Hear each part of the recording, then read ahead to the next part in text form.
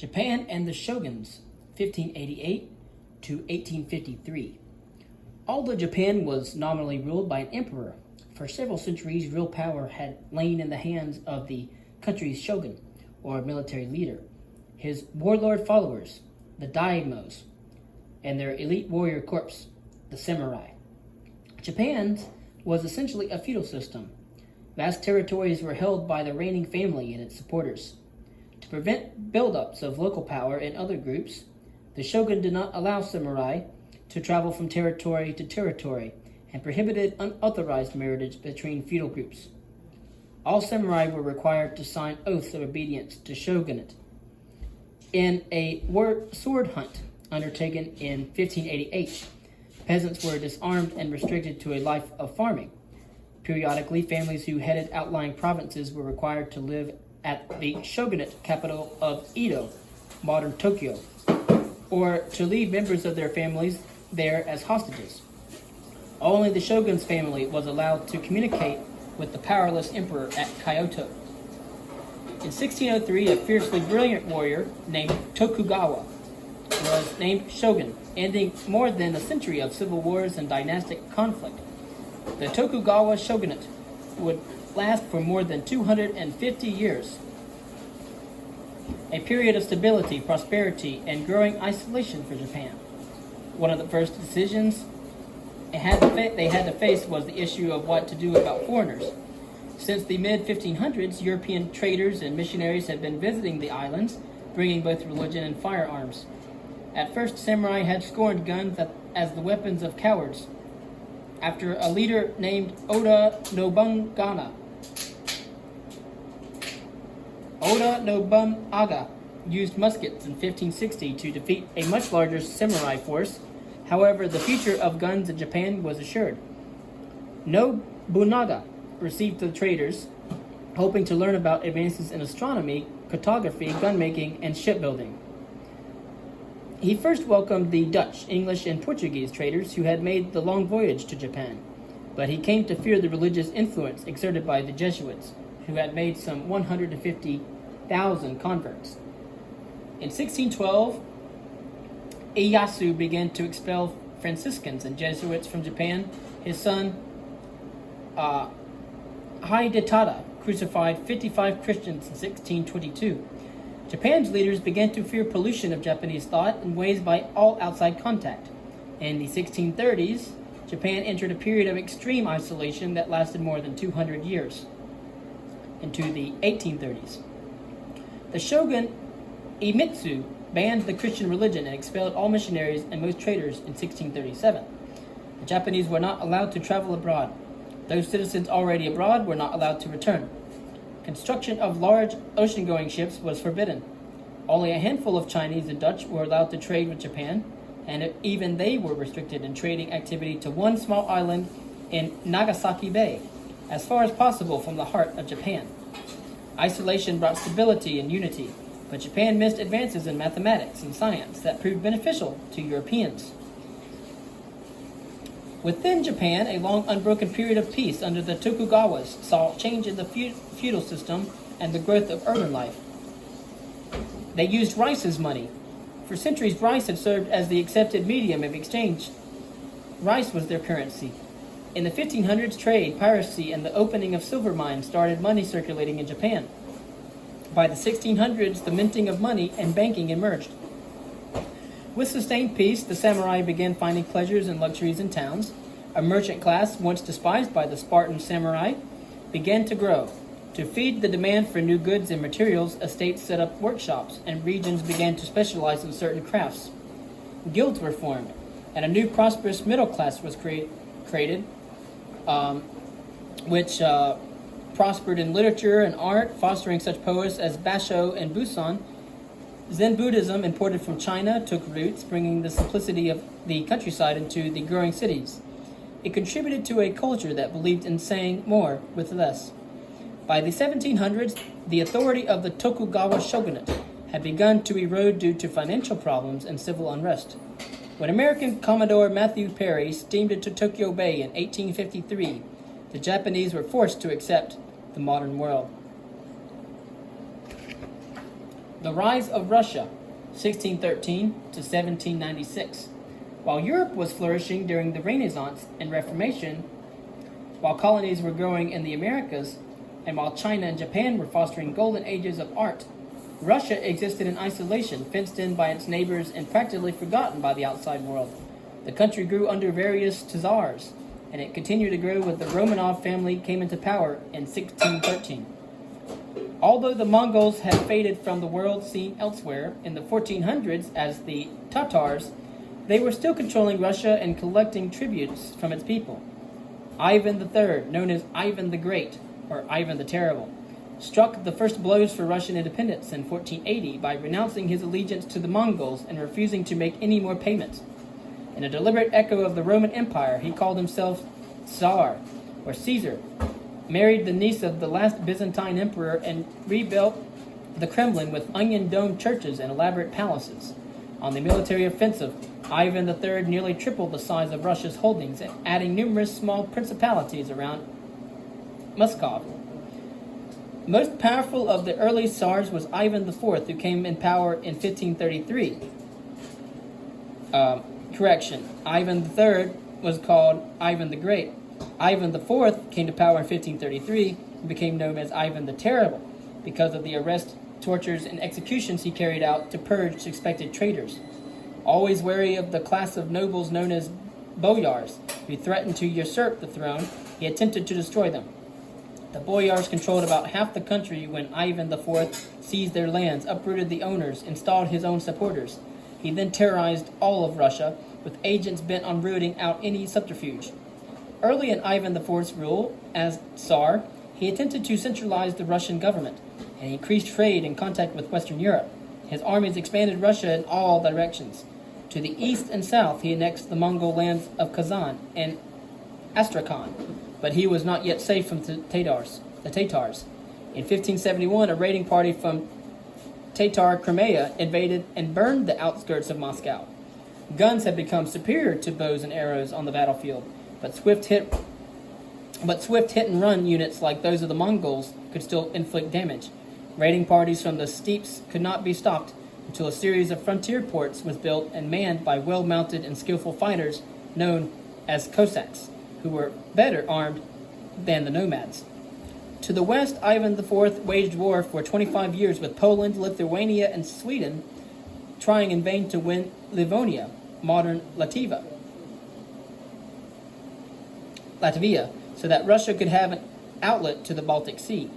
Although he lost territory to Poland and Sweden, Ivan gained land in Siberia in 1581. Ivan IV died in 1584 at the age of 54. He was succeeded by his son, Fyodor, a weak ruler who died in 1598 without an heir. In the 15 dark years following Fyodor's death, known in Russian history as the Time of Troubles, many Russians moved into the borderlands. In a region called Ukraine, south of Moscow, settlers established self-governing communities. Among those pioneers were the Cossacks. Settlers moved east as well, establishing towns hundreds of miles east of the Urals. During the time of troubles, factions jockeyed for the throne, and an ambitious nobleman named Boris Godunov, who had overseen Fyodor's reign, had himself crowned Tsar. Rivals challenged his right to the office. Noble families struggled for supremacy. Godunov let half the country be governed by the Boyar Council within his administration. When famine brought on peasant uprisings, Poland and Sweden intervened, with the Poles entering and occupying Moscow in 1608. The outrage was enough to unite the Russian people. In an uprising organized by monks and Cossacks, the Poles were driven out from Moscow. The Romanovs. In 1613, a Russian National Assembly met and chose a new Tsar. The popular choice was Michael Romanov, the 16-year-old grandnephew of Ivan the Terrible and son of a patriotic leader named Filaret. The Romanovs would rule until the Russian Revolution in 1917. The Romanovs were ruling for 3 centuries. Under Michael and his son Alexis, Russia made a slow recovery from the time of troubles. Alexis, who reigned from 1645 to 1676, extended Russian lands all the way to the Pacific coast which gave Russia access to furs that could be exchanged and trade with Europe for military armaments. Meanwhile, Ukrainian Cossacks revolted against Poland in 1654 and appealed to Moscow for help. After 13 years of war, a truce transferred to Russia lands that included Kiev, lost in the Mongol domination some 400 years before. The early Romanovs began to curb the power of the boyars and strengthen the autocratic power of the Tsar even more. The country adopted a new legal code aimed at improving the administration. It also worsened the lot of a huge and oppressed class, Russian serfs. When Ivan the Terrible began to grant huge land estates to his own supporters, the free peasants who worked that land often found themselves tied to their overlords by debt. Even as they entered into bondage to pay off their obligations, the state eroded their rights and gave more powers to the landlords. Eventually, the once free peasants became part of the landlord's property. Their status was hereditary, and they were little better than slaves. It's estimated that by the 1800s, half of Russia's 40 million peasants were serfs, living an existence worse than that of their medieval ancestors. A formidable personality came into the Russian scene in 1682 when Peter I, to be known as Peter the Great, became Tsar. Nearly 7 feet tall, filled with energy and ambition, he is credited with leading Russia into the modern world. Peter I had a fascination with practical matters and a desire to learn European skills, and that sent him on a trip unusual for a monarch. For 18 months, about 1.5 years, from 1697 and 1698, he traveled in Western Europe dressed as a commoner, visiting factories, hospitals, museums, and almshouses. Peter worked as a carpenter in a shipyard and even learned some skills in surgery and dentistry. Thoroughly Europeanized, he returned home intent on changing Russia. Isolation remained Russia's largest problem, however, and Peter concentrated on opening a window on the West. After a long struggle with Sweden, he finally gained Estonia and Livonia, winning a port on the Baltic Sea. At its edge, he built a beautiful new Russian capital, St. Petersburg, under the direction of European architects. Peter brought in advisors, technicians, and craftsmen from Europe and sent young Russians there to study military and industrial techniques. He also formed a professional army of 300,000 men and organized the first Russian navy. Under his rule, Russians founded new industries and built factories, canals, and roads. Peter also reorganized the civil service along the Western lines and required members of the court to adopt Western clothes and manners. Great he may have been in some ways, but Peter was autocratic and ruthless as his forebears in dealing with the working classes. Peasants were subjected to new taxation and conscripted to military service and public works. Thousands died in the building of St. Petersburg. Peter died as dramatically as he had lived, succumbing in 1725 at the age of 53 after diving into the Neva River in winter to rescue drowning sailors. One other Russian monarch was awarded the title the Great, this time not a Russian man but a German woman. Catherine the Great was born Sophie Frederick August von Anhalt-Zerbst. In 1745, at the age of 16, she married the heir to the Russian throne, a weak-minded man and a grandson of Peter the Great. She was intelligent and energetic, ruthless and cruel, but nevertheless great. Their marriage was no love match, and the two soon became estranged after both were involved in court scandals. He became Tsar Peter III in 1762, but only briefly. 6 months after his enthronement, Catherine deposed him with the help of a paramour, and Peter III was assassinated 9 days later. Their son, Paul, was next in the line of succession, but Catherine proclaimed herself empress. A study in contradictions, Catherine pretended concern for the serfs while making their lives worse and brutally crushing a peasant uprising. She announced plans to improve education, but the new schools were only for the children of nobles. Ruthless and cruel, Catherine had courtiers flogged and peasants punished for complaining about their misery. And yet she was intelligent and energetic, not only holding her territories together, but also adding to them, the accomplishments that earned her the title of Catherine the Great. In 1783, Catherine defeated the Ottoman Turks, by then a declining power, to achieve the long-sought Russian goal of attaining a warm-water port on the Baltic Sea. In 1792, she seized the western area of Ukraine from Poland. The region became a vast granary for Russia. In connivance with Prussia and Austria, Russia helped see to it that Poland was divided 3 times, and in 1795, the Polish nation ceased to exist until 1919. In many ways, Catherine the Great continued the modernization of Russia that had been initiated by Peter the Great. She died in 1796, the last absolute monarch of a major nation in the 18th century. The Age of Enlightenment, 1700 to 1800.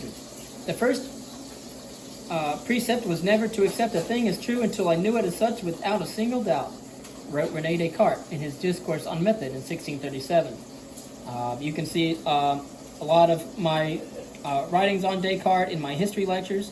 You can see some of my readings on Descartes, my psychology readings, and you can also listen to a reading on Descartes in my philosophy readings.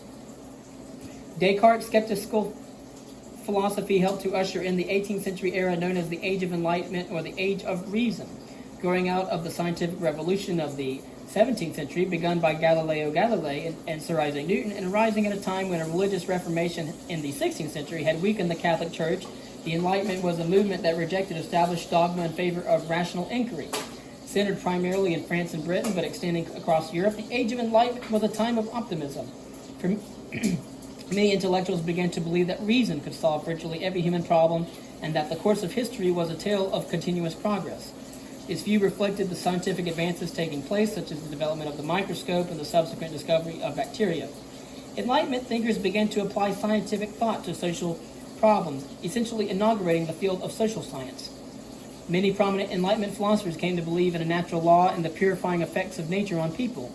The Englishman John Locke, which you can see also in my psychology readings and my philosophy readings and my historical lectures, for instance, wrote in 1690 that people have natural rights to life, liberty, and property, and that they have a contract with their government to help them achieve these. If the government fails them, he wrote, people have a right to break the contract with their government. Such ideas were a formula for revolution. Paris became the center of enlightened thought. Many French philosophers admired John Locke's writings. Artists, writers, and intellectuals met in salons to discuss ideas. One influential thinker, known as Voltaire, poked fun at hypocrisy and criticized the churches that persecuted people who worshiped differently. Another, Montesquieu, wrote The Spirit of the Laws, a book that described governments as dividing into legislative, executive, and judicial branches, later an important influence in the writing of the Constitution of the United States. The social science of economics was born in this period as well, when Scottish philosopher Adam Smith wrote an inquiry into the nature and causes of the wealth of nations. In it, Smith explained how self-interest and competition could advance the public good. The can-do spirit of the age fostered the belief that with time and study, all things are knowable. A product of this belief was the Encyclopédie, a multi-volume encyclopedia edited by Denis Diderot, and published in France between 1751 and 1772. It contained all the current knowledge of science, technology, and history. Of course, you can learn about Denis Diderot and Encyclopédie in my reading on Jean-Jacques Rousseau in my philosophy readings playlist. The Enlightenment even shed light on two neglected classes, women and children. Some Enlightenment thinkers criticized authoritarian methods of child rearing, advising instead that parents give children the freedom to explore and learn. In 1792, English author Mary Wollstonecraft wrote Vindication of the Rights of Women, one of the first documents to espouse what would later be called feminist thought. Not all 18th century thinkers agreed. The importance of reason in ruling people's lives was challenged by the French philosopher Jean-Jacques Rousseau, who argued for the importance of sentiment and innate moral sense. Governments and civilization in general corrupted people, believed Rousseau, so they should change the former if necessary and avoid the latter when possible by retreating to the simple pleasures of country life. The new thinking even influenced monarchs. Russia's Catherine the Great read Voltaire. France's Marie Antoinette had a small college where she pretended to lead a simpler existence. Frederick the Great invited Voltaire to the Prussian court and attempted reforms based on enlightened thought.